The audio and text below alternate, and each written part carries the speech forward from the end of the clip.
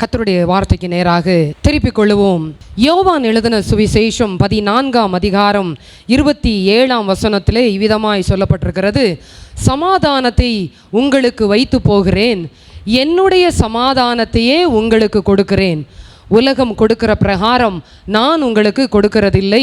உங்கள் இருதயம் கலங்காமலும் பயப்படாமலும் இருப்பதாக. இந்த வார்த்தையை, இந்த பகுதியை இயேசு கிறிஸ்து சீஷர்களிடத்தில் பேசுகிறார். அவர் பாடுபட்டு மரித்து அவர் பரலோகத்திற்கு எடுத்துக்கொள்ளப்படுவதற்கு முன்பதாக சீஷர்களிடத்தில் அவர் பேசிக்கொண்டு இருக்கிற இந்த காரியத்தை தான் நாம் பார்க்கிறோம். என்ன சொல்லுகிறார்? இதுவரைக்கும் அவர்களோடு 33.5 வருடம் பூமியிலே வாழ்ந்தவர், 3.5 வருடம் சீஷர்களோடு கூட ஊழியம் செய்தவர். அந்த 3.5 வருட காலத்திலே அவர்களிடத்தில் பல காரியங்களை இயேசு கிறிஸ்து பேசியிருக்கிறார். பல காரியங்களை அவர்களுக்கு வெளிப்படுத்தி இருக்கிறார். பல காரியங்களை உவமைகளாக அவர்களுக்கு சொல்லி இருக்கிறார்.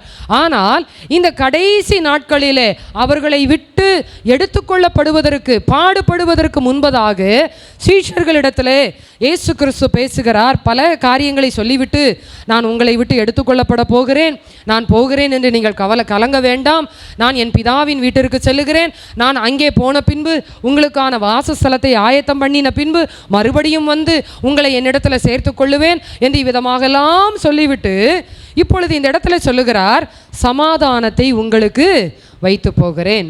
இந்த 14ஆம் அதிகாரம் நீங்கள் ஆரம்பத்தில் பார்க்கும் பொழுது, தேற்றரவாளனை உங்களுக்கு வருவார், அவர் சகல சத்தியத்திற்குள்ளும் நடத்துவார் என்றெல்லாம் சொல்லிவிட்டு சொல்லுகிறார். நான் போகிறேன், ஆனால் நான் என்ன செய்யலை, சும்மா போகலை. உங்களுக்காக ஒன்றை நான் கொடுத்து விட்டு போகிறேன், உங்களுக்கான ஒன்றை நான் வைத்து விட்டு போகிறேன் என்று சொல்லி சீஷர்களை திடப்படுத்துகிறார். அங்கே சொல்லுகிறார், சமாதானத்தை உங்களுக்கு வைத்து போகிறேன், என்னுடைய சமாதானத்தையே உங்களுக்கு கொடுக்கிறேன். அடுத்ததாக, உலகம் கொடுக்கிற பிரகாரமாய் நான் கொடுக்கிறதில்லை. ஆகவே இப்போ தான் கண்டிஷன் ஒன்று சொல்கிறாரு. ஆகவே உங்கள் இருதயம் கலங்காமலும் பயப்படாமலும் இருப்பதாக. ஹல்லேலூயா. இந்த சமாதானத்தை பெற்றுக்கொண்டவர்கள், இந்த சமாதானத்தை நான் உணர்ந்தவர்கள் எத்தனை பேர்? ஏனென்றால் அந்த வசனம் அவிதமாய் சொல்லி இருக்கிறது. இப்போ இதே காரியம் பாருங்க, சமாதானத்தை உங்களுக்கு வைத்து போகிறேன் அப்படின்னு சொல்லியிருக்கிறார். இப்போ உதாரணத்துக்கு இயேசு கிறிஸ்து உங்களுக்கு இந்த இடத்துல இத்தனை ஏக்கர் நிலம் வச்சுட்டு போயிருக்கிறேன் அப்படின்னு சொன்னால் நம்ம என்ன பண்ணுவோம் சொல்லுங்கள்? உங்களுக்காக இத்தனை ஏக்கர் இடம் அல்லது விலை உயர்ந்த பொருள் இந்த இடத்துல நான் வைத்து விட்டு போகிறேன் அப்படின்னு சொன்னால் நம்ம என்ன பண்ணுவோம்? உடனடியாக போய் அதை எடுக்கிறதற்காக என்ன செய்வோம்? பிரயாசப்படுவோம். நம்ம போய் யாரை பார்க்கணும், எப்படி பேசணும், என்ன செய்யணும், எல்லா காரியத்தையும் செய்து அதற்காக நாம் பிரயாசப்படுவோம். ஆனால் இங்கே சமாதானத்தை வைத்து போயிருக்கிறேன். அப்போ இந்த சமாதானத்தை எடுத்துக்கொள்ளுவது யாருடைய வேலை? நம்ம வேலை தான். ஆனால் நம்ம இன்னைக்கு வரைக்கும் என்ன சொல்கிறோம்? எனக்கு சமாதானமே இல்லை, எனக்கு சமாதானமே, ஒரு சமாதானம் இல்லாத வாழ்க்கை. குடும்ப வாழ்க்கையை கேட்டு பாருங்கள். என்னத்தை அன்னைக்கு சோறாக்குறோம், குழம்பு வைக்கிறோம், வைக்கிறோம், தூங்குகிறோம், எந்திக்கிறோம், வேலைக்கு போகிறோம், ஒரு சமாதானமாக இல்லை. பிள்ளைகளை கேட்டு பாருங்கள். பிள்ளைகளை நினச்சா சமாதானமே இல்லை. வருமானத்தை நினைத்து சமாதானமே இல்லை. இப்போ பிள்ளைகள்கிட்ட போய் படிப்பை கேட்டு பாருங்கள். படிப்பை நினச்சா பயமாக இருக்குது, சமாதானமே இல்லை. ஏன்? இயேசு கிறிஸ்து சொல்லுகிறார், நான் சமாதானத்தை உங்களுக்கு வைத்து போகிறேன், யாருடைய சமாதானம்? என்னுடைய சமாதானத்தையே உங்களுக்கு தருகிறேன், உலகம் கொடுக்கிற பிரகாரம் அல்ல. அப்போ உலகம் கொடுக்கிற சமாதானத்திற்கும் அவர் கொடுக்கிற சமாதானத்திற்கும் வித்தியாசம் இருக்கிறது. என்ன வித்தியாசம்? உலகம் கொடுக்கிற சமாதானம் தற்காலிகமானது. என்ன தற்காலிகமானது? ஒரு பிரச்சனை வரும் வரை, ஒரு போராட்டம் வரும் வரை, ஒரு கஷ்டம் வரும் வரை, ஒரு பலவீனம் வரும் வரை, ஒரு பாடுகள் வரும் வரை தான் அந்த சமாதானம். அந்த பாடுகளோ பிரச்சனைகளோ கண்ணீரோ வந்த உடனே இந்த சமாதானம் எங்கே போச்சுனே தெரியாது, நமக்கு காணாமல் போயிடும். ஆனால் அவர் கொடுக்கிற சமாதானம், பிரச்சனை வந்தாலும் சமாதானம் இருக்கும், போராட்டம் வந்தாலும் சமாதானம் இருக்கும், கண்ணீரின் பாதையானாலும் சமாதானம் இருக்கும். அல்லேலூயா. அதுதான் அவர் கொடுக்கிற. அவர் சொல்லும் பொழுது சொல்லுகிறார், என்னுடைய சமாதானத்தையே உங்களுக்கு கொடுக்கிறேன், உலகம் கொடுக்கிற பிரகாரம் அல்ல, நிரந்தரமான சமாதானத்தை நிரந்தரமான சமாதானத்தையே உங்களுக்கு தருகிறேன் என்று சொல்லி. இன்றைக்கும் நீங்கள் இஸ்ரவேல் தேசங்களுக்கு போவீர்கள் என்றால் யூதர்களுடைய பழக்கம் ஒருவரை ஒருவர் பார்த்த உடனே, இப்போ நம்ம பார்த்த உடனே என்ன சொல்கிறோம்? ஒருத்தரை பார்த்த உடனே என்ன சொல்கிறோம்? என்ன சொல்கிறோம்? பிரைஸ் தி லார்ட் அப்படின்னா தேவனுக்கே மகிமை அப்படின்னு அர்த்தம். பிரைஸ் தி லார்ட் அப்படின்னா தேவனுக்கே மகிமை. ஆனால் யூதர்கள் ஒருவரை ஒருவர் பார்த்தோன்னே பிரைஸ் தி லார்ட் சொல்ல மாட்டாங்க. என்ன சொல்லுவாங்க தெரியுமா? ஷாலோம் அப்படிம்பாங்க. ஷாலோம் அப்படின்னா சமாதானம். எபிரேய மொழியிலே சமாதானத்துக்கு ஷாலோம் என்று அர்த்தம். அப்போ இன்றைக்கும் அது வழக்கமாக இருக்கிறது. நீங்கள் அவங்ககிட்ட போய் பிரைஸ் தி லார்ட் சொன்னீங்கன்னா அவங்க முழிப்பாங்க. அவங்களுக்கு தெரிஞ்ச ஒரே ஒரு வார்த்தை ஷாலோம், சமாதானம். ஆகவேதான் பாரம்பரிய கிறிஸ்தவ சபைகளிலே இன்றைக்கும் ஆராதனை முடிந்தவுடன் ஒருவரை ஒருவர் பார்த்து என்ன சொல்கிறாங்க? சமாதானம், சமாதானம், சமாதானம். அவ்வளோதான். அதில் என்ன சமாதானம் வந்துச்சா? யாருக்காது சொல்லி முடிச்சோடனே நான் சொன்னதுனால உங்களுக்கு சமாதானம் வந்துச்சான்னு கேட்டு பாருங்க. என்னமோ சொன்னாங்க, நாங்கள் என்ன செய்கிறோம்? சொல்கிறோம், அவ்வளோதான். அந்த வார்த்தை அல்ல, அதற்குள்ளாக இருக்கிற ஒரு காரியத்தை உணர்ந்து கொள்ள வேண்டும். ஹல்லேலூயா. எபிரேய மொழியிலே பழைய ஏற்பாட்டிலே ஷாலோம் என்று சொன்னார்கள், சமாதானம் என்று சொன்னார்கள். ஆனால் புதிய ஏற்பாட்டுக்கு நீங்கள் வரும்பொழுது அந்த சமாதானம் என்கிற வார்த்தைக்கு ஏரேனே என்று சொல்லுகிறார்கள். ஏரேனே அதாவது கிரேக்க மொழியிலே, புதிய ஏற்பாட்டிலே கிரேக்க மொழியிலே சொல்லுகிறார்கள் சமாதானம். அந்த சமாதானத்துக்கு என்ன அந்த அர்த்தம் என்னவென்றால் டு பி கம்ப்ளீட், அதாவது முழுமை என்ற அர்த்தம். ஆனால் புதிய ஏற்பாட்டுக்கு வரும் பொழுது இயேசு கிறிஸ்து சொன்ன சமாதானம் என்னவென்று பார்க்கும் பொழுது அது ஒன்னஸ். ஒன்னஸ் என்றால் எல்லாரும் ஒன்று அப்படின்னு அர்த்தம். ஹல்லேலூயா. அது முழுமை. ஆனால் இங்கே வந்த உடனே இது எல்லாம் என்னவாயிருச்சு? ஒன்றா மாறிடுச்சு. இந்த சமாதானத்துக்கு அர்த்தம் என்னவென்றால் அமைதி. இந்த சமாதானத்துக்கு அர்த்தம் என்னவென்றால் இளைப்பாறுதல். ஹல்லேலூயா. இதுதான் இன்றைக்கு இயேசு கிறிஸ்து நமக்கு தருவதற்காக, நம்மிடத்திலிருந்து வெளிப்படுவதற்காக அவர் நம்மோடு கூட பேசிக்கொண்டு இருக்கிறார். இந்த சமாதானத்தை உங்களுக்கு வைத்து போகிறேன், என்னுடைய சமாதானம். என்னுடைய சமாதானம்னா என்ன? அவருடைய ஒருமைப்பாடு. என்னுடைய சமாதானம்னா என்ன? அவருடைய இளைப்பாறுதல். என்னுடைய சமாதானம்னா என்ன? அவர் வைத்திருக்கிற அமைதி. ஹல்லேலூயா. இந்த சமாதானத்தை உங்களுக்கு கொடுக்கிறேன் என்று சொல்லி தேவனாகிய கர்த்தர் நமக்கு சொல்லுகிறார். சமாதானத்தை குறித்த காரியத்தில் வேதத்தில் அநேக காரியத்தை, வசனங்களை நாம் பார்க்க முடியும். சங்கீதம் 4 சங்கீதம் 8 வசனத்தை பார்க்கும் பொழுது சமாதானத்தோடு படுத்து நித்திரை செய்வேன் என்று தாவீது சொல்லுகிறார். சமாதானத்தோடு படுத்து நித்திரை செய்வேன். நான் தூங்கும் போது, நான் படுக்கும் போது எப்படி இருப்பேன்? சமாதானமாக தூங்குவேன். சில பேர் சொல்லுவாங்க, நேற்று நைட்டு சமாதானமாகவே இல்லை, என்னன்னே தெரியல, ஒரே டிஸ்டர்பன்ஸாக இருந்துச்சு. கர்த்தர் கொடுக்கிற சமாதானம் எந்த டிஸ்டர்பன்ஸ் இல்லாமல் மன நிம்மதியாய். ஹல்லேலூயா. கர்த்தாவே நீர் ஒருவரே என்னை சுகமாய் தங்க பண்ணுகிறீர். 29 சங்கீதம் 11 வசனத்தில் சொல்லுகிறார், கர்த்தர் தமது ஜனத்திற்கு சமாதானம் அருளி அவர்களை ஆசீர்வதிப்பார். கர்த்தர் தம்முடைய ஜனத்திற்கு பலன் கொடுப்பதோடு மாத்திரமல்ல, சமாதானத்தையும் கொடுத்து அவர்களை ஆசீர்வதிக்கிறார். 122 சங்கீதம் 7 வசனத்தில் சொல்லுகிறார், உன் அலங்கத்திற்குள்ளே சமாதானமும் உன் அரமனைக்குள்ளே சுகமும் இருப்பதாக. அலங்கம் என்று சொல்லும் பொழுது காம்பவுண்ட் வால், அதுதான் அலங்கம். அரண்மனை என்று சொல்லும் பொழுது வீட்டுக்குள்ள. அப்போ தேவனுடைய பிள்ளையாகிய வாழ்க்கையிலே அந்த காம்பவுண்டுக்குள்ளே வந்தாலுமே நமக்கு என்ன இருக்கணுமா? சமாதானம். வீட்டுக்குள்ளே வந்தால் சுகம் எல்லாம் இருக்கணும். அதுதான் தேவன் நமக்கு வைத்து விட்டு போயிருக்கிறார். உன் அலங்கத்திற்குள்ளே சமாதானமும் உன் அரண்மனைக்குள்ளே சுகமும் இருப்பதாக என்று சொல்லி அங்கே நாம் வாசிக்கிறோம். அது மாத்திரமல்ல, அங்கே யோபு 5 அதிகாரம் 24 வசனத்தை பார்க்கும் பொழுது இவ்விதமாய் அங்கே யோபு சொல்லுகிற காரியத்தை பார்க்கலாம். யோபு 5 அதிகாரம் 24 வசனம், உம்முடைய கூடாரம் சமாதானத்தோடு இருக்க காண்பீர், உம்முடைய வாசஸ்தலத்தை விசாரிக்கும் பொழுது ஒரு குறைவையும் காண மாட்டீர். ஹல்லேலூயா. உம்முடைய கூடாரம் எப்படி இருக்குமா? கூடாரம் என்றால் இன்னைக்கு நம்ம இருக்கிற வீடு, அதுதான் கூடாரம். உம்முடைய கூடாரம் எப்படி இருக்கும்? சமாதானத்தோடு இருக்க காண்பீர், உம்முடைய வாசஸ்தலத்தை விசாரிக்கும் பொழுது ஒரு குறைவையும் காண மாட்டீர். இந்த ஒரு ஆசீர்வாதத்தை தான் இயேசு கிறிஸ்து சீஷர்களிடத்தில் சொல்லுகிறார், என்னுடைய சமாதானத்தையே உங்களுக்கு கொடுக்கிறேன், உலகம் கொடுக்கிற பிரகாரம் அல்ல. ஹல்லேலூயா. புதிய ஏற்பாட்டிலே வரும் பொழுது ஒரு மனப்பாடு அல்லது அமைதி, இளைப்பாறுதல் இவைகளை சொல்லிவிட்டு வருகிறார். என்னுடைய சமாதானம் என்றால் அப்ப அவரிடத்துல என்ன இருக்கிறது? இயேசு கிறிஸ்துவின் இடத்துல சமாதானம் இருக்கு. அதைத்தான் அவர் சொல்லுகிறார். அப்ப அவர்கிட்ட இருக்கிற சமாதானத்தை இப்ப நம்மகிட்ட கொடுத்தா நம்மகிட்ட என்ன இருக்கணும்?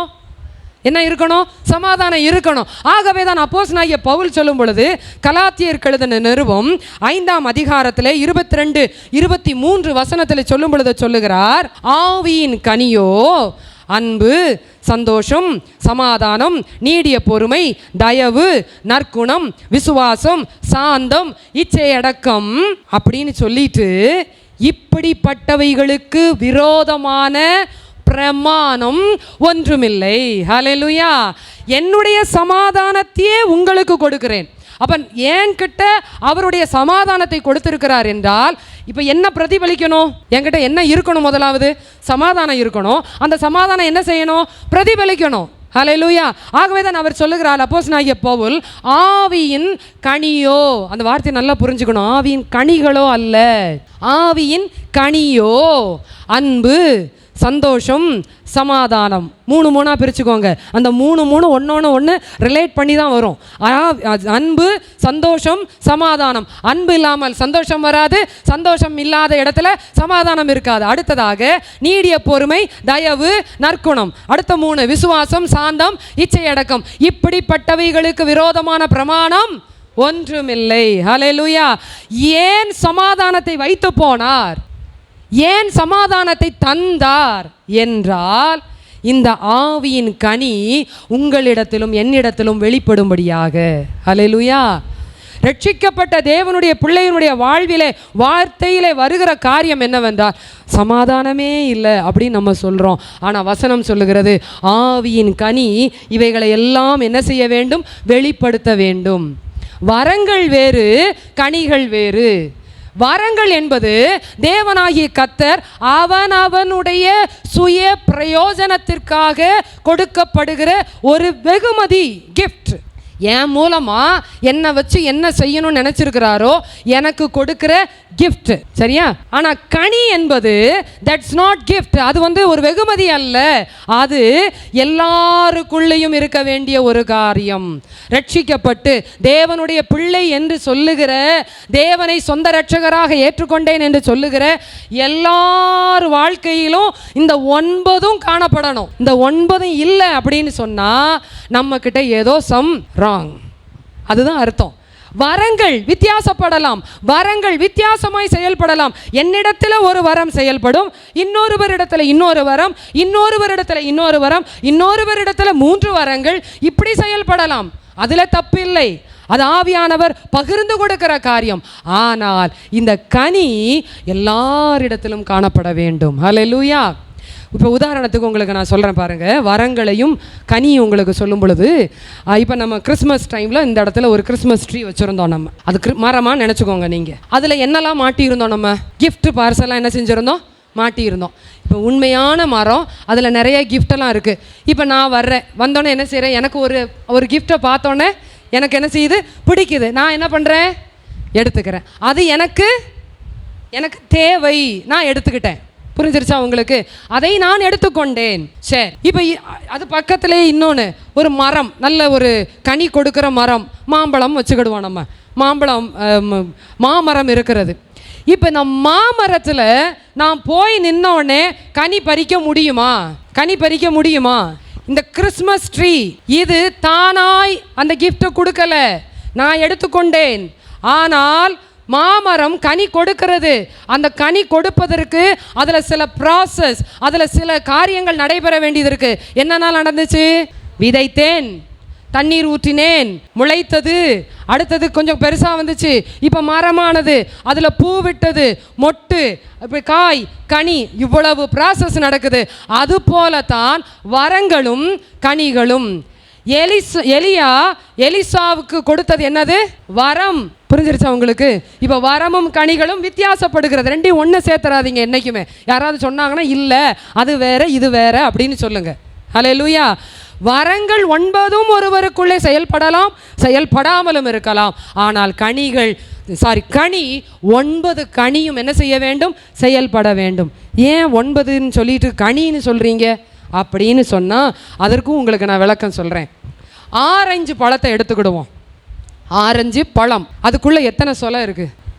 6 5 எத்தனை? 11. தெரியலன்னா இன்றைக்கி தெரிஞ்சுக்கோங்க. 6 5 அப்போ எத்தனை சொலை இருக்கும்? 11 சொலை கண்டிப்பாக இருக்கும்.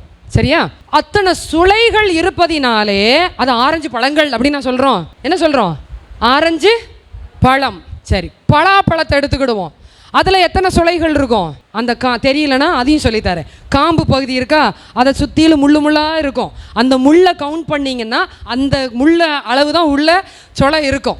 இதுதான் பலா சொலையை கண்டுபிடி வியாபாரிகள் அப்படி தான் வாங்குவாங்க. இது நல்ல நிறைய சொலை இருக்கா அப்படின்னு எப்படி கண்டுபிடிப்பாங்கன்னா அந்த முள்ளை கவுண்ட் பண்ணி வாங்கிடுவாங்க. இப்போ இத்தனை சுளைகள் இருப்பதினாலே பலாப்பழங்கள் அப்படின்னு நான் சொல்கிறோம். நம்ம என்ன சொன்னோம்? பலாப்பழம். புரிஞ்சிருச்சா? அதுபோல ஆவியின் கனி, அதில் எத்தனை சொலை இருக்குது? 9 சொலை இருக்குது. புரிஞ்சிருச்சா? இதுதான் வரங்களுக்கும் கனிக்கும் உள்ள வித்தியாசம். சரியா? இப்போ இந்த சமாதானம் என்று வரும் பொழுது இந்த சமாதானம் எப்படி காணப்பட வேண்டும் என்று நீங்கள் பார்ப்பீர்கள் என்றால், முதல் காரியம் தேவனோடு முதலாவது சமாதானம் இருக்க வேண்டும். நான் இந்த பகுதியை சொல்லிவிட்டு அடுத்துதான் செய்திக்குள்ளே போக போகிறேன். இதுதான் ஆரம்பம். உங்களுக்கு இந்த ஆரம்பத்தை நீங்கள் நன்றாய் புரிந்து கொள்வீர்கள் என்றால் உங்களுக்கு செய்தி எளிதாக புரிந்து கொள்ளும். சமாதானம் 3 காரியங்கள். முதல் காரியம் சமாதானம் தேவனோடு. முதலாவது சமாதானம். நான் என்றைக்கு ரட்சிக்கப்பட்டேனோ, என்றைக்கு ஆண்டவராகிய இயேசு கிறிஸ்துவை சொந்த இரட்சகராக ஏற்றுக்கொண்டேனோ அன்றையில இருந்து எனக்கும் அவருக்கும் சமாதானம் உண்டாயிற்று. எப்படி என்றால், முதல் மனிதனாகிய ஆதாமும் ஏவாளும் தேவனால் உண்டாக்கப்பட்டவர்கள், படைக்கப்பட்டவர்கள், உருவாக்கப்பட்டவர்கள், சிருஷ்டிக்கப்பட்டவர்கள். ஆனால் அவர்கள் பாவம் செய்தபடியினாலே தேவனை விட்டு விலகி போய்விட்டார்கள், தேவனை விட்டு தூரம் போய்விட்டார்கள். இப்போ தூரம் போன அந்த ஆதாமையும் ஏவாளையும் தேவனாகிய கர்த்தர் சந்தித்து அவர்களோடு பேசி அவர்களோடு கூட இடைப்படுகிறார். இப்போ முதல் ஆராதனையில் பேசின சில காரியமெல்லாம் அப்படியே தான் வருது.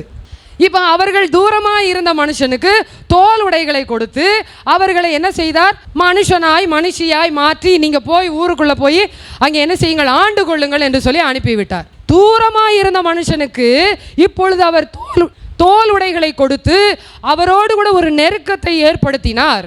நெருக்கத்தை ஏற்படுத்தி இப்பொழுது என்ன பண்ணினார் என்றால், எப்பா சமாதானம் இல்லாமல் நீ நானும் இருக்க வேண்டாம், ஆகையினால நீ என்ன பண்ணலாம், உனக்கும் எனக்கும் ஒரு சமாதான உடன்படிக்கை ஏற்படுத்தலாம் என்று சொல்லிதான் அவர் அவ்விதமாக செய்தார். இவ்விதமாக இப்போ நம்முடைய வாழ்க்கையிலே முன்னே தூரமாக இருந்தவர்கள், வாசிங்கள் எபேசியர் 2ஆம் அதிகாரம். அவரே நம்முடைய சமாதான காரணராகி, ஆதாமுக்கும் ஏவாளுக்கும் அவரே சமாதான காரணராகி, நமக்கும் அவரே சமாதான காரணராகி, இரு திறத்தாரையும் ஒன்றாகி. இரு திறத்தார் என்றால் யூதர்களையும் புறஜாதிகளாகிய நம்மையும், அதுதான் இரு திறத்தார்.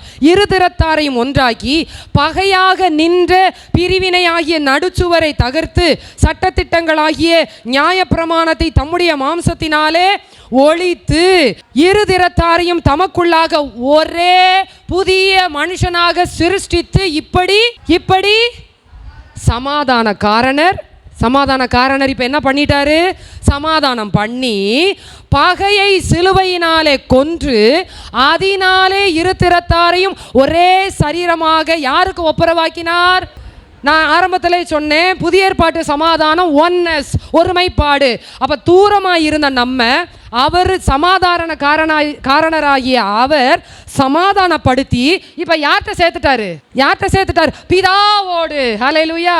இரு திறத்தாரையும் ஒரே சரீரமாக தேவனுக்கு ஒப்புரவாக்கினார். அல்லாமலும் அவர் வந்து தூரமாயிருந்த உங்களுக்கும், யாரு தூரமாயிருந்ததுன்னா புறஜாதிகள், நம்மலாம் எங்க இருந்தோம்?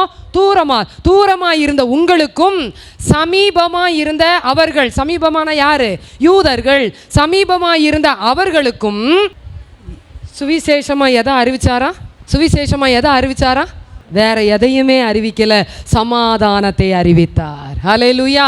சமாதானத்தை சுவிசேஷமாக அறிவித்தார். ஹல்லேலூயா. அந்த சமாதானமாகிய சுவிசேஷம் உங்களுக்குள்ளாக எனக்குள்ளாக கிரியை செய்ய ஆரம்பித்த உடனே இப்ப நமக்கும் யாருக்கும் சமாதானம் வந்துருச்சு? நமக்கும். ஹல்லேலூயா. தூரமா இருந்த நம்ம ஒருத்தட்ட ரொம்ப வருஷமா நம்ம பேசலன்னு வச்சுக்கிடுவோம். அவங்களுக்கும் நமக்கும் பேச்சுவார்த்தையே இல்லை. இப்போ அவங்க எங்க இருப்பாங்க, நம்ம எங்க இருப்போம், பக்கத்துல இருப்போம். இப்போ ரொம்ப வருஷமா ஒருத்தட்ட பேச மாட்டோமா. அப்போ எப்படி பக்கத்தில் நல்லா இருக்கீங்களா அப்படின்னு பேசிகிட்டு இருப்போம். எங்கே இருப்பாங்க? அவங்க ஒரு மூலையில், இவங்க ஒரு மூலையில். இப்போ 2 பேருக்கும் ஒருத்தர் வர்றாரு. ஒருத்தர் இப்படிலாம் நீங்கள் இருக்கக்கூடாது, சமாதானமாக இருக்கணும், நீங்கள் ஒன்றா இருக்கணும், தனித்தனியாக இருக்கக்கூடாது அப்படின்னு சொல்லிட்டு இவர் என்ன பண்ணிட்டாரா? சமாதானம் பண்ணதுக்கு அப்புறம் இப்போ இவங்க 2 பேரும் எப்படி இருப்பாங்க? ஒன்றா தான் இருப்பாங்க, சமாதானமாக ஒன்றா இருப்பாங்க. இப்போ தூரமாக இருந்த நம்மை அவரோடு கூட சமாதானப்படுத்தி, உங்களுக்கு எனக்கு எந்த பிரச்சனையும் இல்லை, தடையாக இருந்த தடுப்பு சுவரை சிலுவையினாலே நான் கொன்று என்னுடைய சரீரத்தை நான் வானபலியாக ஒப்பு கொடுத்து உங்கள் 2 பேரையும், யாரையும், பிதாவையும் நம்மையும் என்ன செஞ்சிட்டாரு? சேர்த்துட்டாரு. சேர்த்ததுனால இப்போ நமக்கும் அவருக்கும் சமாதானம். ஹல்லேலூயா. அப்போ எனக்குள்ளே அவர் வைத்து போன சமாதானம் வேலை செய்யலைன்னு சொன்னால் முதல் காரியம் எனக்கும் அவருக்கும் டேர்ம்ஸ் சரியாக இருக்கான்னு செக் பண்ணணும். சமாதானத்தை வைத்து போகிறேன், என்னுடைய சமாதானத்தையே உங்களுக்கு தருகிறேன் என்று சொன்னாரே. அப்போ சமாதானம் இல்லை அப்படி நம்ம வாயில் வருதுனாலே உன்னை புரிஞ்சுக்கிடணும், எனக்கும் அவருக்கும் முதலாவது சமாதானம் சரியாக இருக்கிறதா? வாசியுங்கள் கொலோசையர் 1:20. அவர் சிலுவையில் சிந்தின இரத்தத்தினாலே சமாதானத்தை உண்டாக்கி பூலோகத்தில் உள்ளவைகள் பரலோகத்தில் உள்ளவைகள் யாவையும் அவர் மூலமாய் யாருக்கு ஒப்புரவாக்கினார்? தமக்கு ஒப்புரவாக்கி கொள்ளவும் அவருக்கு பிரியமாயிற்று. பூலோகத்தில் உள்ளவைகள் பரலோகத்தில் உள்ளவைகள் யாவையும் அவர் சிந்தின இரத்தத்தினாலே சமாதானத்தை உண்டாக்கி.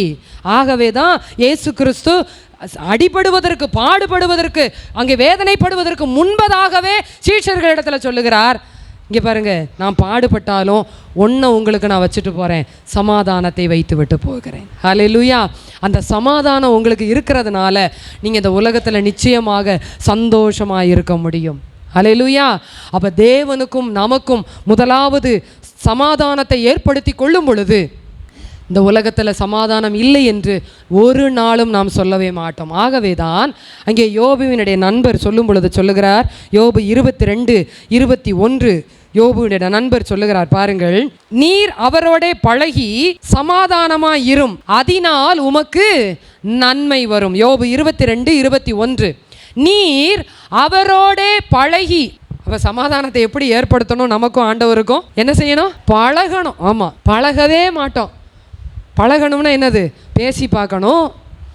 சில நேரம் நம்ம வீட்டில் இருக்கிற குழம்பு, நம்ம வீட்டில் இருக்கிற செய்கிற காரியங்கள் அதெல்லாம் என்ன செய்யணும்? கொடுக்கணும். இப்படி பண்டமாற்று முறைகள். இப்போ ஆண்டவருக்கு அதெல்லாம் கொடுங்க நான் சொல்லலை.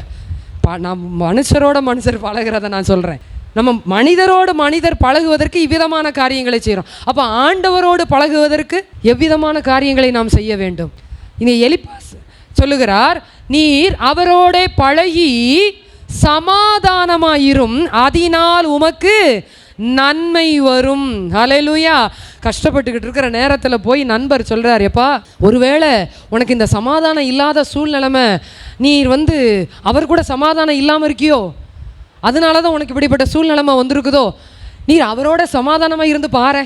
அதுதான் அதாவது நான் பேசுகிற மாதிரியே சொல்கிறேன், அவரோட சமாதானமாக இருந்து பாரு, ஒருவேளை உனக்கு சுகத்தை தரலாம். அதுதான் அந்த வார்த்தை. சில நேரங்களிலே நன்மை, சில நேரங்களிலே நம் எதிர்பார்த்த காரியங்கள், நாம் விரும்பின காரியங்கள், நம்முடைய வாழ்விலே கஷ்டங்கள், கண்ணீர்கள், போராட்டத்தின் பாதையிலே போய்கொண்டிருக்கும் பொழுது முதல் காரியம் செய்ய வேண்டியது அவரோடு சமாதானமாய் இருக்கும் பொழுது கர்த்தர் நமக்கு நன்மை உண்டாக செய்வார். 2வதாக யாரோடு சமாதானம் என்றால், 2வது நமக்குள்ளே சமாதானம். Peace within us. முதலாவது பீஸ் வித் காட், 2வது பீஸ் வித்தின் அஸ், எனக்குள்ளே சமாதானம். பிலிப்பியர் 4:7. அப்பொழுது எல்லா புத்திக்கும் மேலான தேவ சமாதானம் உங்கள் இருதயங்களையும் உங்கள் சிந்தைகளையும் கிறிஸ்து இயேசுவுக்குள்ளாக காத்துக்கொள்ளும். அப்பொழுது பிலிப்பியர் 4:7, அப்பொழுது எல்லா புத்திக்கும் மேலான தேவ சமாதானம் உங்கள் இருதயங்களையும் உங்கள் சிந்தைகளையும் கிறிஸ்து இயேசுவுக்குள்ளாக காத்துக்கொள்ளும். அப்ப நம்ம கிட்ட இரண்டாவது சமாதானம் காணப்பட வேண்டும். எந்த சமாதானம்? அவர் கொடுக்கிற சமாதானம், அந்த நிரந்தரமான சமாதானம், அவர் வைத்து போயிருக்கிற சமாதானம். இந்த சமாதானம் நமக்குள்ளே இருக்கும் பொழுது நாம் எதை வாஞ்சிக்கிறோமோ கர்த்தர் அதை நிறைவேற்றுகிறவராய் இருக்கிறார். ஆகவேதான் 2 தெசலோனிக்கேயர் 3:16 அப்போஸ்தலனாகிய பவுல் சொல்லுகிறார், சமாதானத்தின் கர்த்தர் தாமே எப்பொழுதும் சகல விதத்திலும் உங்களுக்கு சமாதானத்தை தந்தருளுவாராக. சமாதானத்தின் கர்த்தர் தாமே யாருக்குள்ளே? உங்களுக்குள்ளே எப்பொழுதும் எல்லா நேரத்திலும் சமாதானத்தை தந்தருளுவாராக. கர்த்தர் உங்கள் அனைவரோடும் கூட இருப்பாராக. என்னதான் கர்த்தருடைய வார்த்தை நாம் கேட்டாலும், என்னதான் ஜெபித்தாலும் நமக்குள்ளே இருக்க வேண்டிய சமாதானம் இல்லை என்றால், நமக்குள்ளே காணப்பட வேண்டிய சமாதானம், அதாவது எனக்கும் தேவனுக்கும் சமாதானம் இல்லை என்றால், என்னுடைய தனிப்பட்ட வாழ்க்கையில், என்னுடைய இருதயத்தில் சமாதான குறைவு ஏற்படும். ஆகவே என்னுடைய தனிப்பட்ட வாழ்க்கையில் சமாதானத்தை இழந்து, என்னுடைய தனிப்பட்ட வாழ்க்கையில் சமாதானத்தை தேடி, என்னுடைய தனிப்பட்ட வாழ்க்கையில் சமாதானத்துக்காக அலைந்து கொண்டிருக்கும் பொழுது செய்ய வேண்டிய ஒரு காரியம், ஆண்டவரே உம்மோடு கூட சமாதானம். ரெண்டாவது, அந்த சமாதானம் எனக்குள்ளே வரட்டும் ஆண்டவரே. ஹல்லேலூயா. என்றைக்கு தேவனுடைய பிள்ளை ரட்சிக்கப்பட்டு அவரோடு ஐக்கியப்பட்டார்களோ அன்றைக்கு அவர்களுக்கும் தேவனுடைய பிள்ளைக்கும் சமாதானம். ரெண்டாவதாக அந்த சமாதானம் இவர்களுக்குள்ளே நிலைத்திருக்கிறது.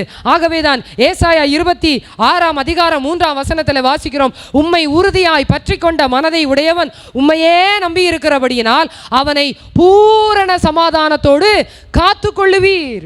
அப்ப அவரை நம்பி, அவரை சார்ந்து, அவரை நிலைத்திருக்கும் பொழுது கர்த்தர் நமக்கு சமாதானத்தை தருவார். மூன்றாவதாக சமாதானம். எதிலே சமாதானம்? யாரோடு என்றால் மற்றவர்களோடு கூட. Peace with one another. மற்றவர்களோடு கூட. முதல் சமாதானம் யாரோடு? எல்லாரும் சொல்லுவோமா? முதல் சமாதானம் யாரோடு? தேவனோடு. ரெண்டாவது நமக்குள்ள. மூன்றாவது மற்றவர்கள், நம்ம சுற்றி இருக்கிறவங்க கூட. இப்போ தேவன்கிட்டையும் நமக்கு சமாதானம் கரெக்டாக இருக்கும், நமக்குள்ளேயும் சில சமயம் சமாதானம் சரியாக இருக்கும். ஆனால் மற்றவங்க கிட்ட எப்படி இருக்காது? ஆமாம், கூட பிறந்தவங்ககிட்ட சமாதானம் இருக்காது, நம்முடைய பெற்றோரிடத்துல சமாதானம் இருக்காது, நம்முடைய உறவினர்களிடத்துல சமாதானம் இருக்காது, அறிமுகமானவரிடத்துல சமாதானம் இருக்காது, நம்மோடு வேலை செய்கிறவரிடத்துல சமாதானம் இருக்காது. இப்படி மற்றவர்களோடு சமாதானம் இல்லாத தேவனாகிய கர்த்தர் இயேசு கிறிஸ்து சொல்லும் பொழுது சொன்னார், சமாதானத்தை உங்களுக்கு வைத்து போகிறேன். இந்த சமாதானம் என்னோடு கூடவும் உங்களுக்குள்ளவும் எல்லாரோடும். ஹல்லேலூயா. வாசியுங்கள் ரோமர் 12:18. கூடுமானால் உங்களால் ஆன மட்டும் எல்லா மனுஷரோடும் சமாதானமாயிருங்கள். கூடுமானால் உங்களால் ஆன மட்டும் எல்லா மனுஷரோடும் சமாதானமாயிருங்கள். அப்போ கூடுமானால் சமாதானமாயிருங்கள் அப்படின்னா என்ன அர்த்தம்? அப்போ கூடுமானால் அப்படின்னா முடிஞ்சான்னு அர்த்தம். ட்ரை பண்ணுங்க அப்படின்னு அர்த்தம். சரி, நான் ட்ரை பண்ணலை அப்படின்னா சமாதானம் இருக்க வேண்டாம் அப்படின்னு அர்த்தமா? இல்லை, சமாதானமாக இருங்க, அதான் ஒரே வார்த்தை. அவங்க பேசலனாலும் பரவாயில்ல, அவங்க நம்மளை பார்க்கலனாலும் பரவாயில்ல, நீங்கள் எப்படி இருக்கணும்? சமாதானமாக இருக்கணும். ஹல்லேலூயா. கூடுமானால் உங்களால் ஆன மட்டும் எல்லா மனுஷரோடும். எல்லா மனுஷரில் யாரெல்லாம் வர்றா?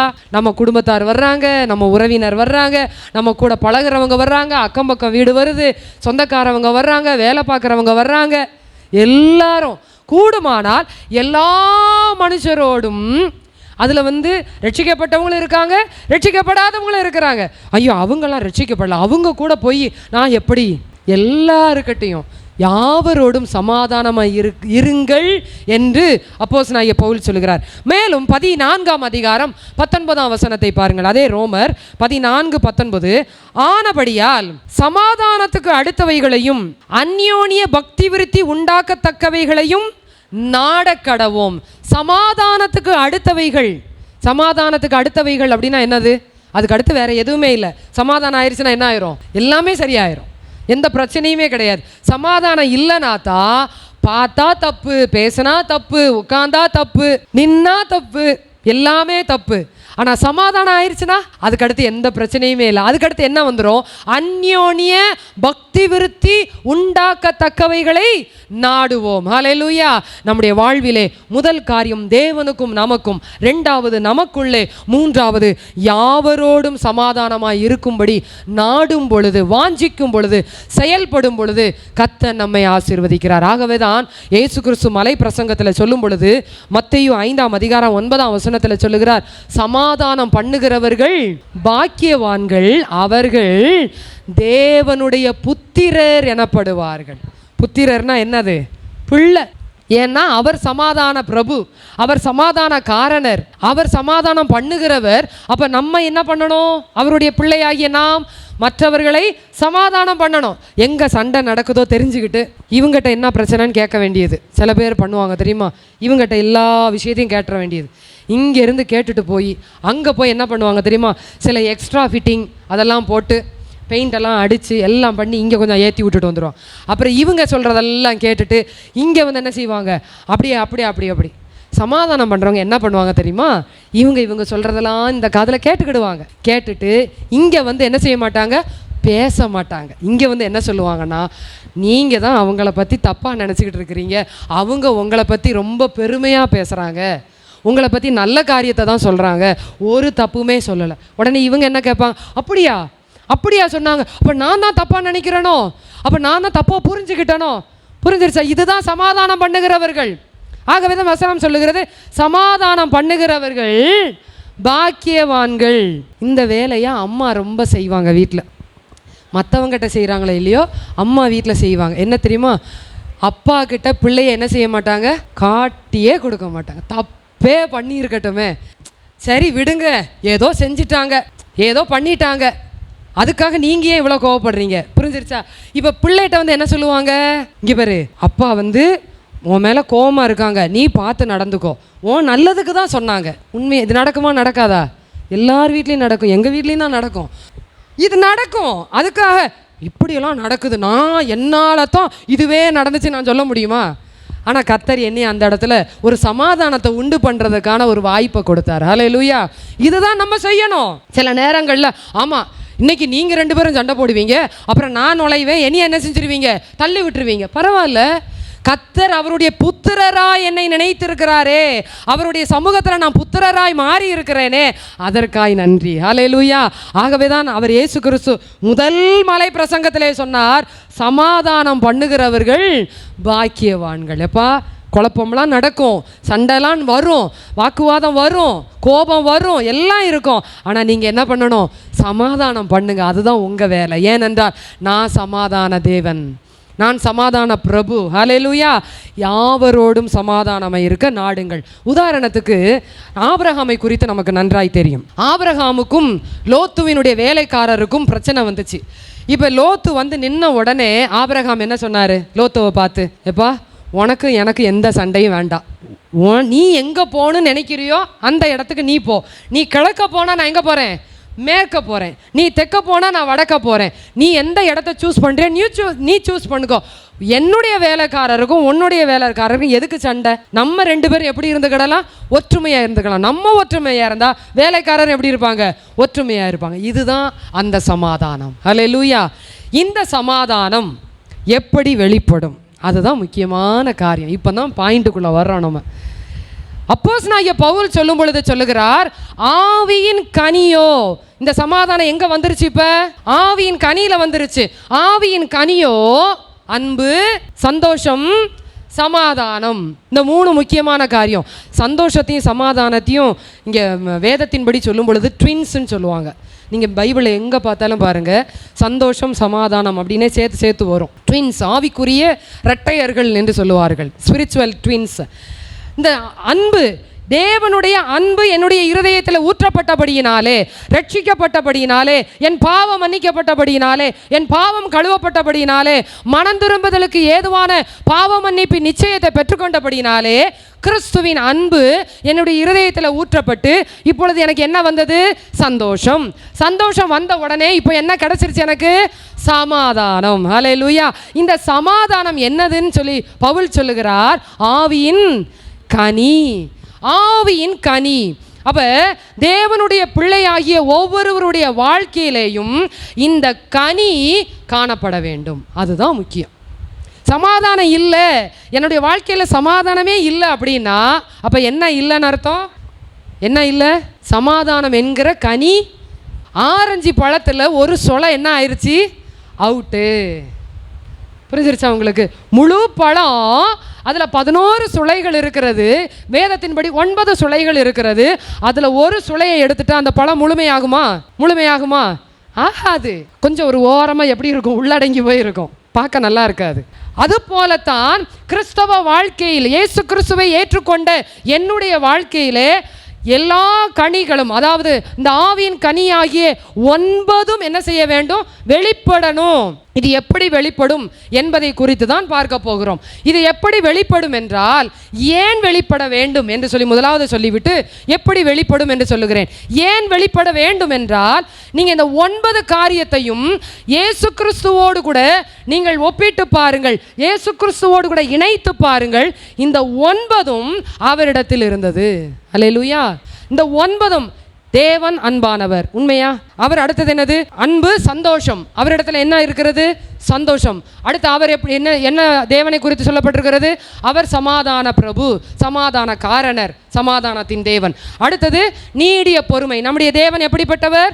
நீடிய பொறுமை உள்ளவர். அடுத்தது அவரிடத்துல என்ன உண்டு? தயவு உண்டு. அவரிடத்துல அடுத்து என்னது? நற்குணம். நற்குணம் வெளிப்பட்டது. அவருடைய தம்முடைய குணங்களை வெளிப்படுத்தினார். அடுத்தது விசுவாசம். யாரிடத்துல விசுவாசம் வைத்தார்? பிதாவினிடத்துல விசுவாசம் உள்ளவராய் இருந்தார். அடுத்தது அவரிடத்துல சாந்தம். ஆகவே தான் அவர் சொல்லுகிறார், நான் சாந்தமும் மனத்தாழ்மையுமாய் இருக்கிறேன் சொன்னாரா? அடுத்தது இச்சை அடக்கம். அவர் எல்லாவற்றையும் வெறுத்தார். என்ன வெறுத்தார்? தம்மை தாமே அடிமையின் ரூபம் எடுத்து சிலுவையின் மரண பரியந்தம் தன்னை தாழ்த்தி எல்லாவற்றையும் வெறுத்தார். அப்ப இந்த 9 யார்கிட்ட இருக்கு? அவர்கிட்ட இருக்கிறதுனால தான் இப்போ பவுலின் மூலமாக நமக்கு வெளிப்படுத்தப்பட்டிருக்கிறது, இவைகள் நம்மிடத்திலும் காணப்பட வேண்டும். லேவியராகமத்தின் புஸ்தகத்தில் வாசிக்கிறோம், நான் பரிசுத்தராக இருக்கிறது போல நீங்களும் எப்படி இருக்கணும்? பரிசுத்தரா. அப்போ அவர் பரிசுத்தர்னா நான் எப்படி இருக்கணும்? பரிசுத்தமாக இருக்கணும். அவர் அன்புள்ளவர்னா நான் எப்படி இருக்கணும்? அன்பாக இருக்கணும். அவர் சந்தோஷம். அவரிடத்துல துக்கத்துக்கே வேலை இல்லை, துக்கத்துக்கே இடம் இல்லை. அப்போ என்னிடத்துல என்ன இருக்கக்கூடாது? துக்கம் இருக்கக்கூடாது. அவர் சமாதான பிரபு. அப்போ என்னிடத்திலும் என்ன இருக்க வேண்டும்? சமாதானம் இருக்க வேண்டும். புரியுதா? அப்போ தேவ பிள்ளையாகிய ஒவ்வொருவருடைய வாழ்க்கையில ரட்சிக்கப்பட்டு தேவனோடு உடன்படிக்கை செய்து தேவனுடைய பிள்ளைகளாய் வளருகிற ஒவ்வொருவரிடத்திலும் இந்த ஆவியின் கனி காணப்பட வேண்டும். ஆவியின் கனி இல்லை என்றால் நாம் கிறிஸ்தவ வாழ்வில் இன்னும் வளரவில்லை. இன்னும் ஏதோ something lacking in our spiritual life. ஏதோ கிறிஸ்தவ வாழ்க்கையில் நாம் ஏதோ ஒன்றை இழந்து இருக்கிறோம் என்பதை அறிந்து கொள்ள வேண்டும். அப்போ இந்த கனி வெளிப்பட வேண்டும். இந்த கனி கொடுக்க வேண்டும் என்றால் எது சரியாக இருந்தால் தான் கனி கொடுக்க முடியும். ஒரு மரம் கனி கொடுக்கணும்னா எது சரியாக இருக்கணும்? மண்ணு சரியாக இருக்கணும். மண்ணு சரியாக இருந்தால் தான் வேர் உள்ள போகும். அப்போ என்னுடைய இருதயமாகிய மண், என்னுடைய இருதயமாகிய நிலம் சரியாக இருக்கும் பொழுது இந்த வேர் உள்ள போகுது.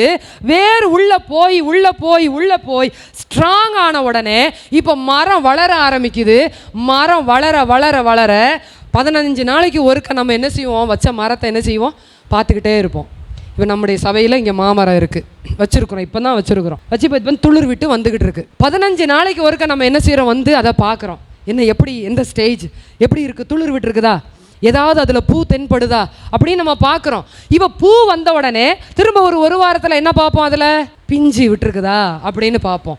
பிஞ்சு வந்ததுக்கப்புறம் அடுத்து என்ன செய்வோம்? நம்ம அதில் கனி வந்துருக்குதா, இல்லை எதுவும் பறிச்சுட்டு போயிருச்சா, இப்படியாக நான் கிறிஸ்துவுக்குள் வேர் ஊன்றப்பட்ட உடனே அவர் என்னிடத்தில் எதை எதிர்பார்க்கிறார்? கனியை எதிர்பார்க்கிறார். ஹல்லேலூயா. ஆகவேதான் அங்கே பாருங்கள், நீங்கள் முதலாவது இந்த ஆவியின் கனி என்னிடத்தில் வெளிப்படுவதற்கு என்ன செய்ய வேண்டும் என்றால், முதலாவது we have to cultivate the soil. அதாவது என்னுடைய இருதயமாகிய நிலத்தை பண்படுத்த வேண்டும். பண்படுத்தும் பொழுதுதான் அங்கே கனி காணப்படும்.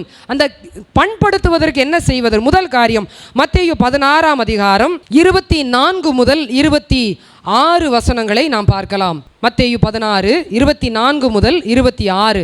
அப்பொழுது இயேசு தம்முடைய சீஷர்களை நோக்கி, ஒருவன் என்னை பின்பற்றி வர விரும்பினால் அவன் தன்னைத்தான் வெறுத்து தன் சிலுவையை எடுத்துக்கொண்டு என்னை பின்பற்ற கடவன். தன் ஜீவனை ரட்சிக்க விரும்புகிறவன் அதை இழந்து போவான். என் நிமித்தமாக தன் ஜீவனை இழந்து போகிறவன் அதை கண்டடைவான். மனுஷன் உலகம் முழுவதையும் ஆதாயப்படுத்தி கொண்டாலும் தன் ஜீவனை நஷ்டப்படுத்தினால் அவனுக்கு லாபம் என்ன? மனுஷன் தன் ஜீவனுக்கு ஈடாக என்னத்தை கொடுப்பான்? இங்கே முதல் காரியம், என்னுடைய நிலத்தை பண்படுத்துவதற்கு நான் என்ன செய்ய வேண்டும் என்றால், என்னை முழுவதுமாக அவரிடத்தில் ஒப்பு கொடுக்க வேண்டும். Surrender to God, surrendering to God. தேவனிடத்தில் என்னை முழுவதுமாக ஒப்பு கொடுக்க வேண்டும்.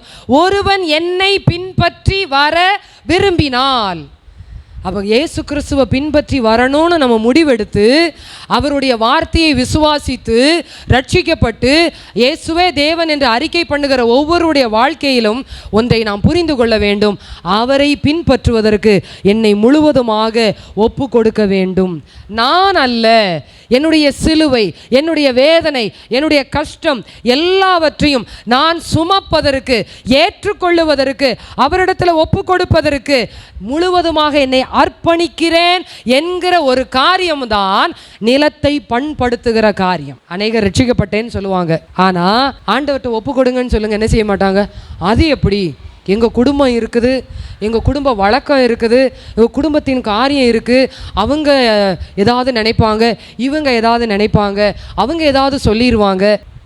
ஆனால் வசனம் சொல்லுகிறது, ஒருவன் என்னை பின்பற்றி வர விரும்பினால் தன்னை என்ன செய்யணுமோ முழுவதுமாய் வெறுக்கிறது அப்படின்னு சொன்னால் என்ன? நான் வெறுத்துட்டேன் அப்படின்னா என்ன அர்த்தம்? நான் ஒருத்தர் கையில் என்ன செஞ்சுட்டேன்? ஒப்பு கொடுத்துட்டேன். இனி எல்லாமே அவர் கண்ட்ரோல் தான். அவர் தான் என்னை நடத்த போகிறார். அவர் தான் எல்லா காரியத்தையும் பார்த்து கொள்ள போகிறார். ஆகவே என்னை வெறுத்து, எனக்கு எந்த சுய இஷ்டமும் கிடையாது, எனக்கு எந்த சுய விருப்பமும் கிடையாது, என்னுடைய ஆசைகள், என்னுடைய எல்லாவற்றையும் வெறுத்து நான் என்ன செய்கிறேன்? அவருடைய கரத்தில் ஒப்பு கொடுக்கிறேன். பிலிப்பியர் 3ஆம் அதிகாரம் 8ஆம் வசனத்தை வாசியுங்கள். பிலிப்பியர் 3:8.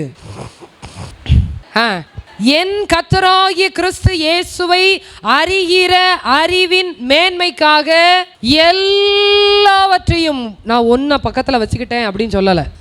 ஏதோ ஒன்றை எனக்கு சாதகமாக இருக்கட்டும், ஏதோ அவசர ஆத்திரத்துக்கு நமக்கு உதவியாக இருக்கும் அப்படின்னு சொல்லலை. எல்லாவற்றையும் நஷ்டம் என்று எண்ணிக்கொண்டிருக்கிறேன். முதலாவது என்றாரு, அவருடைய தாட்டில் வருது. அவருக்கு முன்பதாக, அவருடைய செயல்களுக்கு முன்பதாக, அவருடைய வழிநடத்துதலுக்கு முன்பதாக, அவருடைய கிரியைகளுக்கு முன்பதாக, அவருடைய வல்லமைக்கு முன்பதாக என்னுடைய காரியம் எதுவுமே ஒன்றுமில்லை என்று பவுல் நினைத்து எண்ணுகிறார். எண்ணி அங்கே சொல்லப்பட்டிருக்கிறது 11ஆம் வசனம் பாருங்க. அவருக்காக எல்லாவற்றையும் நஷ்டம் என்று விட்டேன். அவர் திங்க் பண்ணுறாரு. ஆண்டவர் நமக்கு இருக்கும்போது இதெல்லாம் எதுக்கு நம்ம வச்சுக்கிட்டு, இதெல்லாம் எதுக்கு யோசித்துக்கிட்டு, எல்லாத்தையும் ஓரங்கட்டு அப்படின்னு திங்க் பண்ணி 11ஆம் வசனம் சொல்லுகிறது, நஷ்டம் என்று விட்டுட்டேன். அவ்வளோதான், எதையுமே நான் வச்சுக்கிடல, எல்லாத்தையும் விட்டுட்டேன், அதை குப்பையுமாக எண்ணுகிறேன். அதுதான் டோட்டல் சரண்டர், முழுவதுமாக. அப்பா இனி நான் எதுவுமே இல்லை, என்னுடைய பிளானோ, என்னுடைய டெசிஷனோ, என்னுடைய டிசைரோ எதுவுமே கிடையாது, எல்லாமே நீங்கள் தான். ஹல்லேலூயா. இந்த அனுபவத்திற்குள்ளாக நம்முடைய நிலம் பண்படுத்தப்படும் பொழுது, இன்னும் தெளிவாக நம்முடைய வேதத்தின்படியாக விளக்கி சொல்ல வேண்டும் என்றால், முழுவதுமாக தேவ சித்தத்துக்கு ஒப்பு கொடுக்கும் பொழுது, தேவ சித்தம்னா என்ன? அவர் என்ன வச்சிருக்கிறாரோ. சில சமயம் சொல்லுவோம், எனக்கு ஆசை தான், ஆனால் இதுதான் கிடச்சிருக்கு, எனக்கு அதுதான் ஆசை, ஆனால் இதுதான் கிடச்சிச்சு. ஏன்? எனக்கு வாங்கி கொடுத்தவங்க அவங்க விருப்பத்தின்படி எனக்கு வாங்கி கொடுத்தாங்க. என்னுடைய விருப்பத்தின்படி கிடைக்கல, என்னுடைய விருப்பத்தின்படி நடக்கலை. இந்த சப்ஜெக்ட் படிக்கணும்னு ஆசை, ஆனால் எங்கள் வீட்டில் என்ன செஞ்சாங்க, இதுதான் சேர்த்து விட்டாங்க. புரியுதா?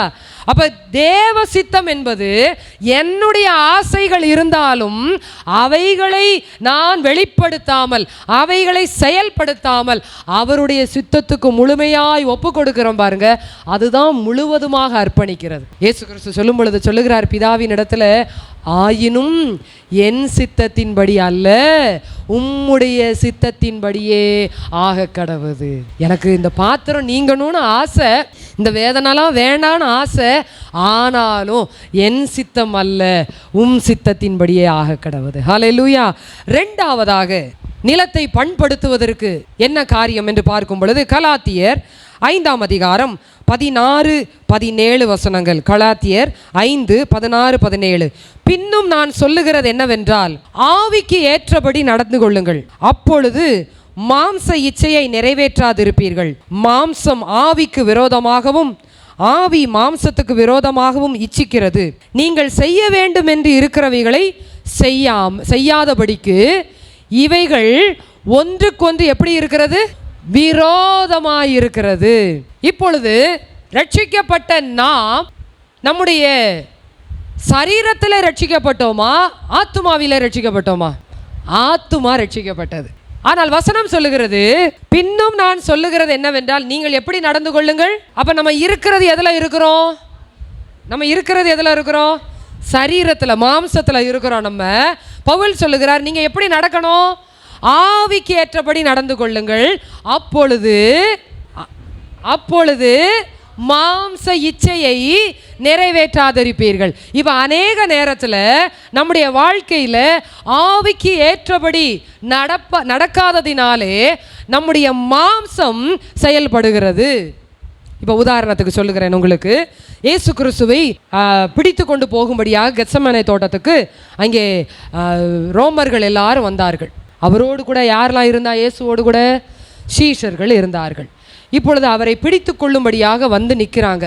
இப்போ இயேசு கேட்குறாரு அவங்ககிட்ட, யாரை தேடுகிறீர்கள்? இப்போ அவங்க சொல்கிறாங்க, இயேசுவை தேடுகிறோம். நீங்கள் தேடுற இயேசு நான் தான் அப்படின்னு சொல்கிறாரு. சொன்ன உடனே அங்கே ஒருத்தன் என்ன பண்ணா, வேகமாக ஒரு பட்டயத்தை எடுத்தா டப்புன்னு காதில் என்ன பண்ணிட்டான், போட்டுட்டான். இப்போ இதை எதில் செஞ்சான்? அவன் எதில் செஞ்சான்? மாம்சத்தில். புரிஞ்சிருச்சா? ஆனால் ஏற்கனவே அவர் சொல்லிட்டாரு, நான் இவ்விதமாக பாடுபட வேண்டும், நான் அடக்கம் பண்ணப்படுவேன், 3ஆம் நாள் உயிரோடு எழுந்திருப்பேன். இதை சொல்லும் பொழுது எதில் விளங்கி இருக்கணும்? அவங்க ஆவியில் விளங்கி இருக்கணும். ஆவியில் விளங்காததுனால தான் இப்போ என்ன செயல்பட்டுருச்சு? மாம்சம் செயல்பட்டுருச்சு. அப்போ தான் டக்குன்னு ஆண்டவர் சொல்கிறாரு, உன் பட்டயத்தை உரையிலே போடு, பட்டயத்தை எடுக்கிறவன் பட்டயத்தினாலே மடிவான். சில நேரங்களிலே நம்முடைய வாழ்விலே இவ்விதமாகத்தான் நடைபெறுகிறது. ஆவியிலே, நம்முடைய ஆத்துமாவிலே தேவனாகிய கர்த்தர் பல காரியங்களை பேசியிருக்கிறார். முதல் காரியம், நாம் நம்மை முற்றுமாக அவருடைய கரத்தில் ஒப்படைக்க வேண்டும். இரண்டாவதாக, ஆவியானவரால் நடத்தப்பட வேண்டும். இந்த ஆவியானவரால் நடத்தப்படுவது என்பது மாம்சத்தின் கிரியைகளை அழித்து, என்னுடைய மாம்சத்தின் செயல் ஒன்றுமல்ல, ஆவியானவரே நீரே என்னை நடத்தும், ஆவியானவரே நீரே எனக்குள்ளே இருந்து செயல்படும், ஆவியானவரே நீரே எனக்குள்ளே இருந்து பேசும், ஆவியானவரே நீரே எனக்குள்ளே இருந்து வெளிப்படும். ஹல்லேலூயா. இந்த காரியம் நடக்கும் பொழுது மாத்திரம்தான் மாம்சத்தின் கிரியைகள் என்ன செய்யும்? அங்கே நிறைவேற்றாமல், அவைகளை செயல்படுத்த விடாமல் அவைகள் சாகத்தக்கதாக ஆவியானவர் கிரியை செய்வார். மாம்சம் ஆவிக்கு விரோதமாகவும் ஆவி மாம்சத்துக்கு விரோதமாகவும் என்ன செய்கிறது? இச்சிக்கிறது. இந்த ரெண்டும் எப்பயுமே என்ன செஞ்சுக்கிட்டு தான் இருக்கும்? சண்டை போட்டுக்கிட்டு தான் இருக்கும். சில நேரம் சில காரியம் செய்யும் பொழுது நமக்குள்ளே ஒன்று தோன்றும், தெரியுமா? செய்யணும்னு இருக்கு, செய்ய வேண்டான்னு இருக்கு. பேசுன்னு சொல்லுது, பேச வேண்டான்னு சொல்லுது. அப்போவே நீங்கள் புரிஞ்சுக்கிடணும், மாம்சமும் ஆவி என்ன பண்ணிக்கிட்டு இருக்கு? சண்டை போட்டுக்கிட்டு இருக்கு. போன்னு சொல்லுது, போ வேண்டான்னு சொல்லுது. நான் அப்படிப்பட்ட நேரத்தில் என்ன தெரியுமா செய்வேன்? செய்ய மாட்டேன். ஹல்லேலூயா. செய்யவே மாட்டேன், பேச மாட்டேன், நடக்க மாட்டேன். ஏன்னா இங்கே உள்ள ஒன்று சண்டை போட்டுக்கிட்டு இருக்கு. இதை நான் பேசி அதனால ஒரு பிரச்சனை வந்து அதனுடைய விளைவுகளை நான் சந்திப்பதற்கு பேசாமல் இருந்து விட்டால் மிகவும் நலமான காரியம். அதை செய்யாமல் இருந்து விட்டால் நலமான காரியம். ஒன்று, ஆவியானவர் நமக்கு தெளிவான ஒரு வழிநடத்துதலை கொடுக்க வேண்டும். மாம்சமும் ஆவியும் சண்டை போட்டுக்கிட்டு ரெண்டும் குழப்பிக்கிட்டு இருக்குன்னு சொன்னா அமைதியாக இருந்தார். ஆகவே சொல்லும், மாம்சம் ஆவிக்கு விரோதமாகவும் ஆவி மாம்சத்துக்கு விரோதமாகவும் இச்சிக்கிறது. நீங்கள் செய்ய வேண்டும் என்று இருக்கிறவைகளை செய்யாதபடிக்கு இவைகள் ஒன்றுக்கொன்று விரோதமாயிருக்கிறது. ஹல்லேலூயா. சில நேரங்களில் கொஞ்ச நாள் அமைதியாக இருந்தால் ஆவியானவரே நம்ம நடத்துவார். ஆவியானவரே நடத்துவார். சில நேரங்களில் ஆத்திரத்தில் அவசரத்தில் கர்த்தர் சொல்லிட்டார், உடனே செஞ்சிடணும், உடனே பேசிடணும், உடனே முடிச்சிடணும், உடனே பார்த்துடணும்.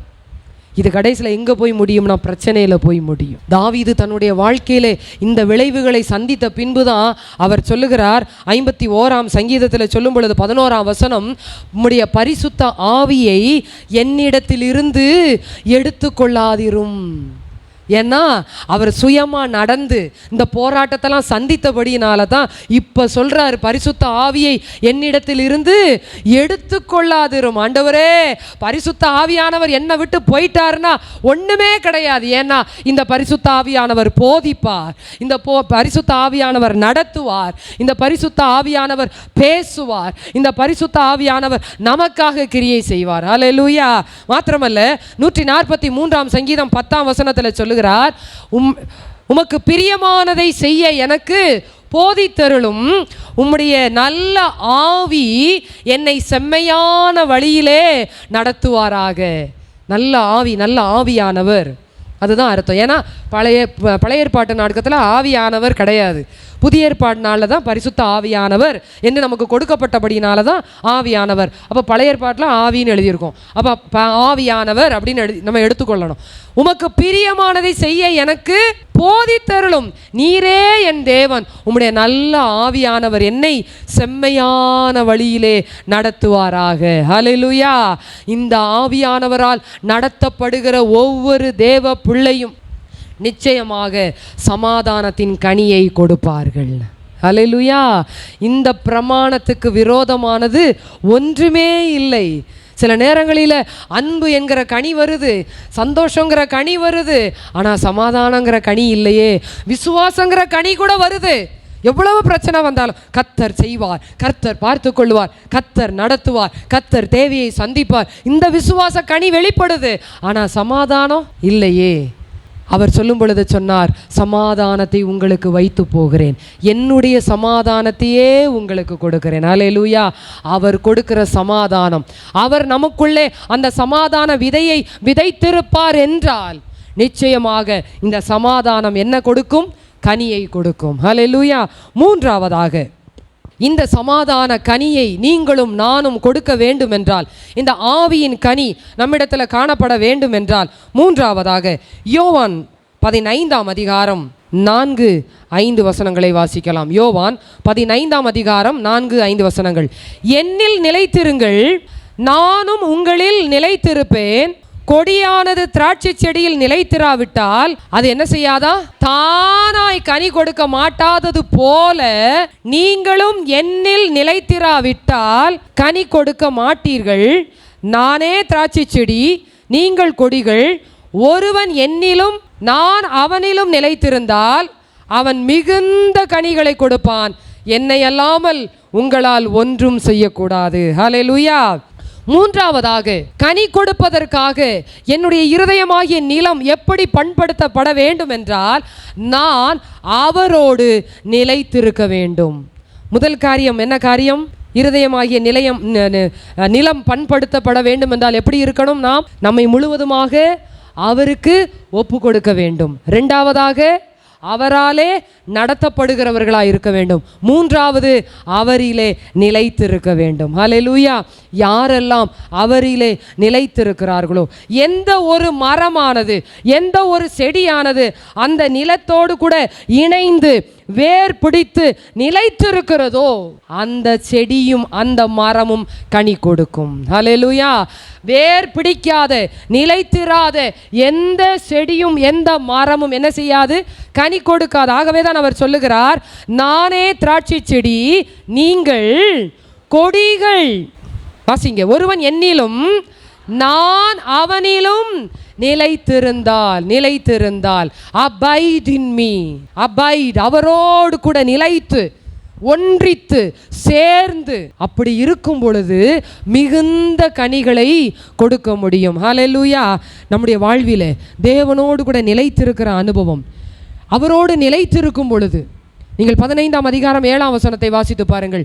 நீங்கள் என்னிலும் என் வார்த்தைகள் உங்களிலும் நிலைத்திருந்தால் நீங்கள் கேட்டுக்கொள்ளுவது எதுவோ, அப்ப நிலைத்திருப்பது என்பது என்ன? அவரோடு நான் நிலைத்திருப்பது என்றால் கர்த்தருடைய வார்த்தை என்னுடைய இருதயத்தில் எப்பொழுதும் தங்கி இருக்கிற அனுபவம். ஹல்லேலூயா. ஆகவே தான் தாவீது சொல்லுகிறார், உம்முடைய ஆவியின் வசனத்தினாலே என்னுடைய இருதயத்தை என்ன செய்யும்? நிறைத்தருளும். என் இருதயம் எப்பொழுதும் உம்முடைய வசனத்தினாலே நிறைந்திருக்கட்டும். உம்முடைய பிரமாணங்களை நான் விட்டு விலகேன். 119ஆம் சங்கீதத்தை சொல்லுகிறார், நம்முடைய பிரமாணத்தை விட்டு ஒரு நாள் நான் விலக மாட்டேன் ஆண்டவரே. உம்முடைய வார்த்தையை நான் பிடித்து கொள்ளுகிறேன். உம்முடைய வார்த்தையின் மேல் நான் கவனமாயிருக்கிறேன். உம்முடைய வார்த்தையை நான் வாசிப்பதற்கு ஆண்டவரே அதிகாலமே என்னுடைய கண்கள் விழித்து கொள்ளும். என்னெல்லாம் சொல்றாரு பாருங்க. ஏன் அப்படின்னா, அவருடைய வார்த்தையை எந்த அளவிற்கு நான் வாசித்து வாசித்து வாசித்து நேசித்து அவரோடு கூட இணைக்கப்படுகிறேனோ அவருக்குள்ளே வேர் ஊன்றப்படுகிறேன். ஹல்லேலூயா. அந்த வேர் ஊன்றப்படுகிற அனுபவம் நம்மிடத்தில் காணப்படும் பொழுது எந்த அளவிற்கு வேர் ஆழமாய் நிலைத்திருக்கிறதோ அந்த மரமானது மிகுந்த கனிகளை கொடுக்கும். இல்லை என்றால் வேர் ஆழமாக நிலைத்திராத எந்த மரமும் ஒரு காற்றோ ஒரு புயலோ அல்லது ஒரு பெருமழையோ வந்தவுடனே இந்த மரம் அப்படியே சாய்ந்து விடும், கனி கொடுக்க முடியாது. நம்முடைய வாழ்விலே ஆண்டவரே, நான் கனி கொடுக்கிற மகளாய் மகனாய் உம்முடைய பிள்ளையாய் நான் மாறுவதற்கு நான் உம்மிலே நிலைத்திருக்க எனக்கு உதவி செய்யும். இரண்டாவது, அந்த நிலைத்திருப்பதற்கு என்ன செய்ய வேண்டும் என்றால் 9ஆம் வசனத்தை பாருங்கள். அதே 15:9, என்னுடைய அன்பிலே நிலைத்திருங்கள். அன்பிலே நிலைத்திருங்கள் அப்படின்னா கீழ்ப்படுகிற அனுபவம். கீழ்ப்படுகிறதா அன்பு. என்னது கீழ்ப்படுகிறது? கர்த்தர் என்ன சொல்லுகிறாரோ அதற்கு அப்படியே செய்கிற அனுபவம் தான் கீழ்ப்படுகிற அனுபவம். அவரிடத்தில் அன்பு கூறும் பொழுது அவருடைய கற்பனைகளுக்கு நிச்சயமாக என்ன செய்வோம்? கீழ்ப்படிவோம். அவருடைய சட்டத்திட்டங்களை கை கொள்ளுவோம். ஏனென்றால் இஸ்ரவேல் ஜனங்கள் மோசையின் மூலமாக சொல்லப்பட்ட வார்த்தையை அவர்கள் மீறினார்கள். என்ன செய்தார்கள்? தேவனாகிய கர்த்தர் அந்த வனாந்தரத்தில் அவர்களை போஷிப்பதற்காக அதிகாலையிலே ஒவ்வொரு நாளும் மன்னாவை அவர்களுக்கு கொடுத்தார். அப்பொழுது சொல்லும் பொழுது சொல்லுகிறார், இந்த மன்னாவை நீங்கள் அனுதினமும் சேகரிக்க வேண்டும். ஆனால் ஓய்வு நாளுக்கு முந்தின நாள் என்ன செய்ய வேண்டும்? ஓய்வு நாளுக்கானதையும் சேர்த்து எடுத்துக்கொள்ள வேண்டும். அன்புள்ள பிள்ளைகள் சொன்னதை அப்படியே என்ன செய்வாங்க? கீழ்ப்படிவாங்க. சில அன்புல்லாத பிள்ளைகள் என்ன பண்ணாங்கன்னா, சேர்த்து வச்சு தான் பார்ப்போமே அப்படின்னு சேர்த்தாங்க. என்ன நடந்துச்சு? எல்லாம் புழுத்துருச்சு. சில நேரங்களில் அன்பு, அவரிடத்தில் அதிகமான அன்பு இருக்குன்னா அந்த வார்த்தைக்கு நம்ம என்ன செய்வோம்? அப்படியே கீழ்ப்படிவோம். அப்படியே கீழ்ப்படிவோம். கீழ்ப்படியாதது விளைவு என்ன ஆகிறது? கனி கொடுக்க முடியவில்லை. நம்முடைய வாழ்க்கையில் எல்லாவற்றையும் இழந்து போகிற சூழ்நிலைமைக்கு மாறி போகிறோம். நீங்கள் வாசிப்பீர்கள் என்றால் 14ஆம் அதிகாரத்தில், யோவான் 14ஆம் அதிகாரம் 15ஆம் வசனத்தில் சொல்லப்பட்டிருக்கிறது, என் நாமத்தினாலே நீங்கள் எதை கேட்டாலும் அதை நான் செய்வேன். எப்படி? அன்பு இருக்கும் பொழுது கீழ்ப்படிவோம். கீழ்ப்படியும் பொழுது அவரிடத்துல எதை கேட்டாலும் அதை அவர் நமக்கு செய்கிறவராய் இருக்கிறார். 21ஆம் வசனத்தை பாருங்கள். என் கற்பனைகளை பெற்றுக்கொண்டு அவைகளை கை கொள்ளுகிறவனே என்னிடத்தில், அவ்வளோதான், வேற ஒண்ணுமே இல்லை. என்னுடைய கற்பனைகளை பெற்றுக்கொண்டு, கற்பனைனா என்ன? கர்த்தர் நமக்கு கொடுத்திருக்கிற வார்த்தை, கர்த்தர் நமக்கு கொடுத்திருக்கிற வேத புஸ்தகம். இந்த வேத புஸ்தகத்தை பெற்றுக்கொண்டு அவைகளை கை கொள்ளுகிறவனே என்னிடத்தில் எப்படி இருக்கிறான்? அன்பாயிருக்கிறான். என்னிடத்தில் அன்பாயிருக்கிறவன் என் பிதாவுக்கு அன்பாயிருக்கிறான். நானும் அவனில் அன்பாயிருந்து அவனுக்கு என்னை வெளிப்படுத்துவேன். எப்படி வெளிப்படுத்துவார்? கனிகளால் வெளிப்படுத்துவார். அல்லேலூயா. ஆகவே தான் சில பேர் சொல்லுவாங்க, கிறிஸ்தவங்களை பார்த்தால போதும் இயேசுவை பார்த்த மாதிரி. ஏன்னா அவங்க கிறிஸ்தவத்தினுடைய அடிப்படையே என்னது தான்? அன்பு. வேறு எதுவுமே கிடையாது.